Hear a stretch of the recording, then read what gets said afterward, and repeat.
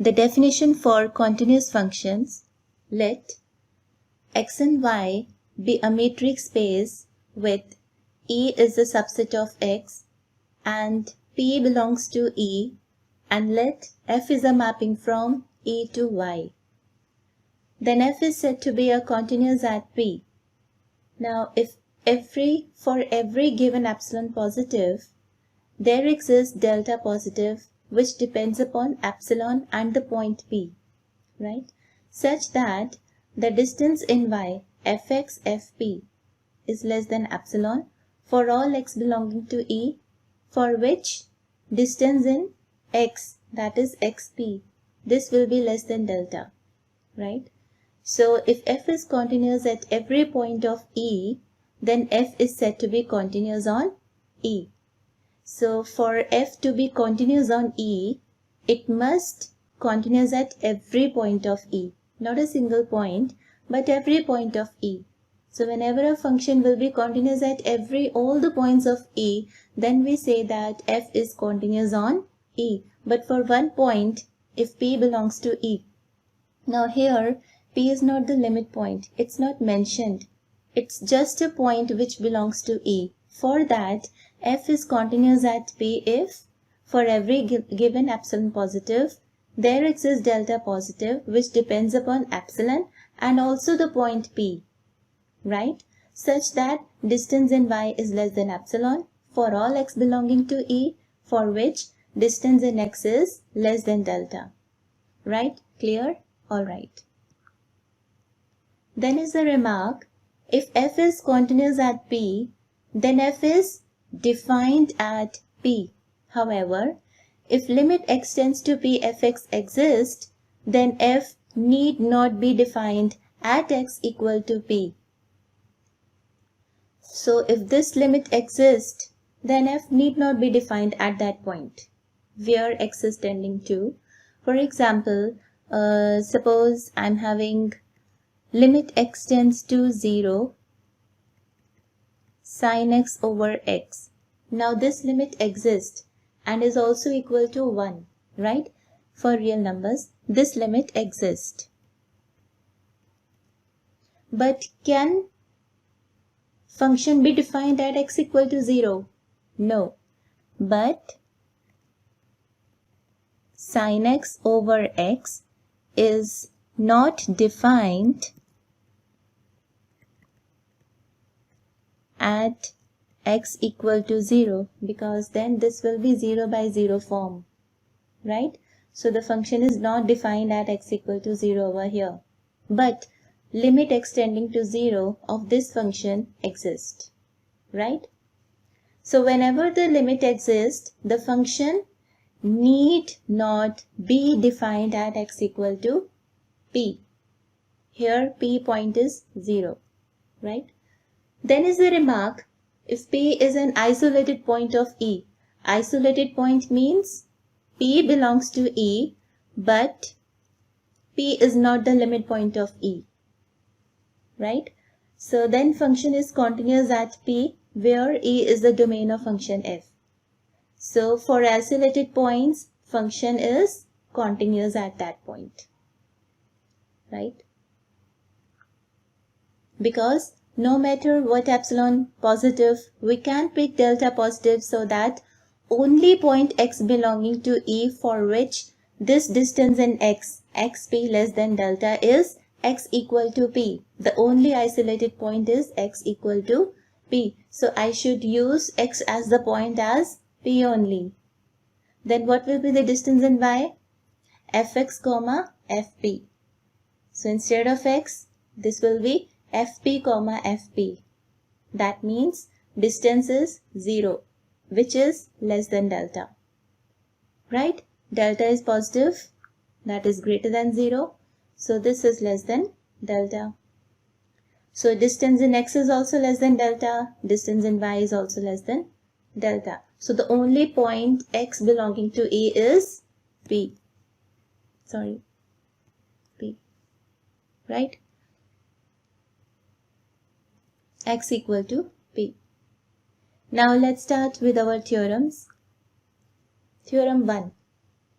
Let X and Y be metric spaces with E is a subset of X, and let P be the limit point of E. Now here P limit point of E is given. Let F is a mapping from E to Y be a function. Prove that F is continuous at P if and only if limit X tending to P Fx is equal to Fp. Right? This we have to prove. Now I have to prove this both the ways because it is if and only if case. So if I suppose that F is continuous at P, I need to prove this thing. And if this thing is given, I need to prove F is continuous at P, the other way. So since, let's start from here, F is continuous at P. Since F is continuous at P, right? So therefore, we apply the definition for this continuous function. For every epsilon positive, there exists delta positive depending upon the values, that is epsilon and the point P, such that distance Fx, Fp, this is less than epsilon for all x belonging to E, for which distance in x, comma P is less than delta, which nothing implies but only the thing that what does this statement means. As x approaches to P, Fx is approaching to Fp. That means limit x is tending to P, f of x is equal to f of P. Right? Now the converse part.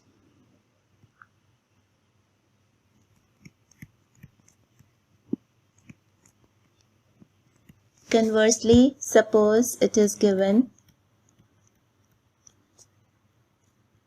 limit x tends to P, f of x is equal to P. Now just writing this thing into the words, that is the same definition of the continuous functions. What does this mean? Then for every positive epsilon, there exists delta positive depending on epsilon and point P, such that the distance Fx, Fp is less than epsilon for all x belonging to E, for which the distance in x, xp is less than delta, which is nothing but the definition for the continuous function, which implies f is continuous at P. See, what does this expression means? That means if you take Fp on the other hand side, this is nothing but the mod of Fx minus Fp less than delta. Oh, sorry, less than epsilon. For mod of x minus p less than delta, right? So therefore we are writing then for every epsilon positive, there exists delta positive depending upon epsilon and p such that these distance in y is less than epsilon and the distance in x is less than delta. And this is nothing but the definition for the continuous function. Right? So this is just a point, this is just an expression with the definition, vice versa, right? So from this theorem we are getting a remark that f is continuous at P if and only if x tending to P imply fx tending to Fp. Both the ways it is true. Now the next theorem, this is a very nice theorem. Suppose x, y, z are metric spaces. Now three metric spaces are given to us. E is a subset of X and F maps E into Y, there is another map. G maps the range of F. What is the range of F? Fe. This range is mapped into Z, the third metric space.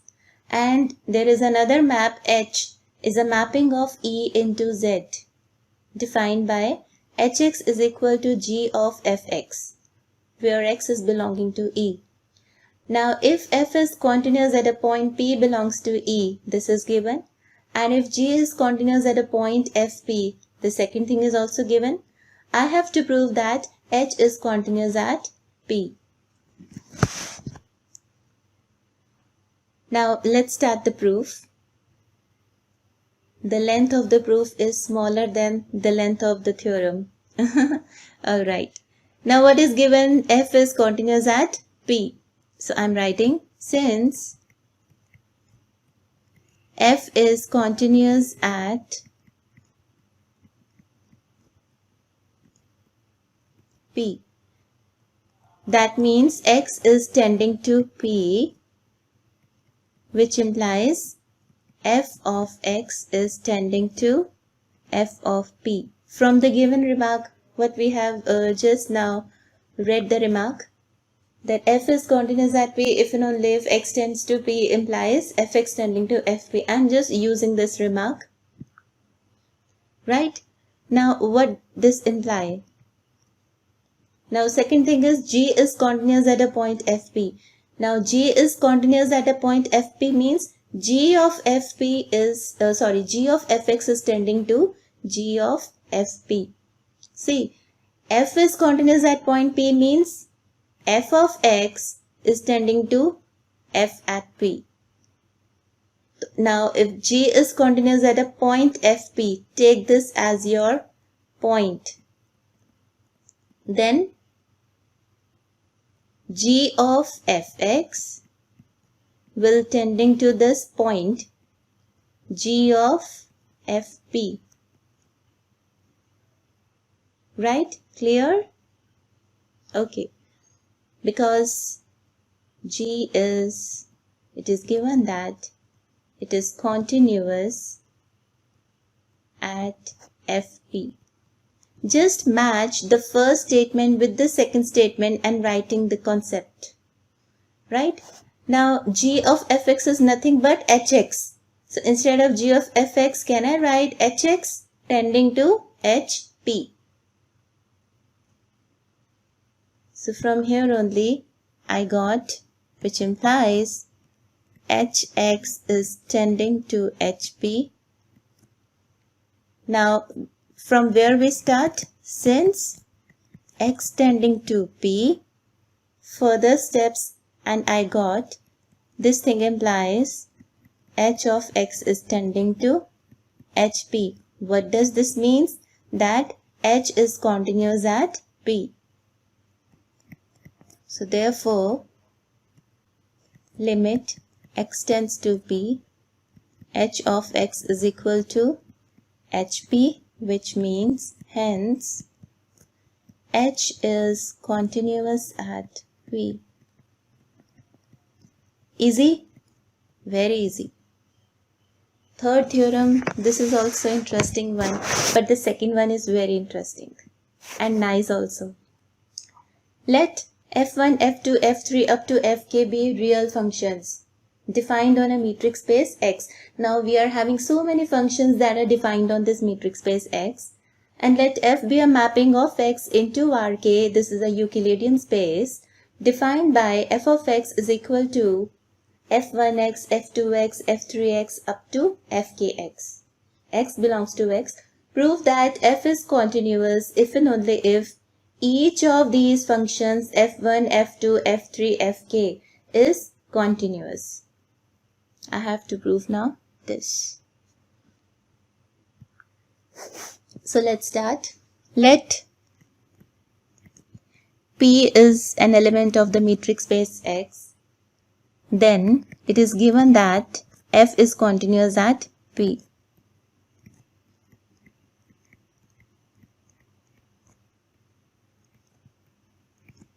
If and only if I'm writing if and only if with every statement because I knew that from the remark x is tending to p implies fx tending to fp.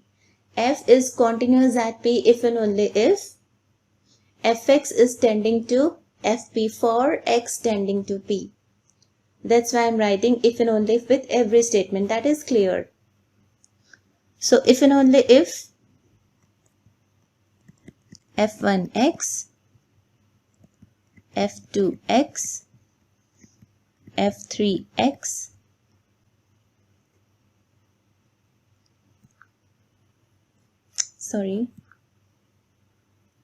up to fkx. This will tend to f1p, f2p, up to fkp as x tending to p, right?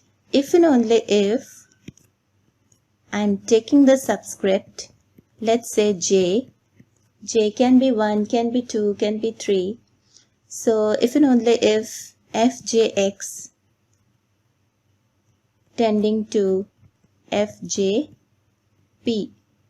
as x tending to p for all j is equal to 1, 2 up to k. So this is for all the functions, right? If and only if each of the functions, because this is happening for all the j's, that means each of the functions f1, f2, so on, fk is continuous at p.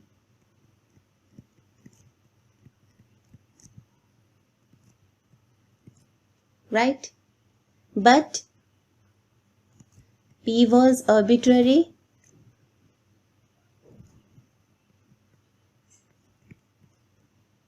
Therefore, f is continuous. That's it. On x, if and only if each of the functions f1, f2, fk is continuous on x. Fine, that's up to this. This is only proof. In the next video, we need to do some more theorems. For that, just revise the concept for the interior point, open set and the closed set. Right? Alright guys, goodbye. Have a good day.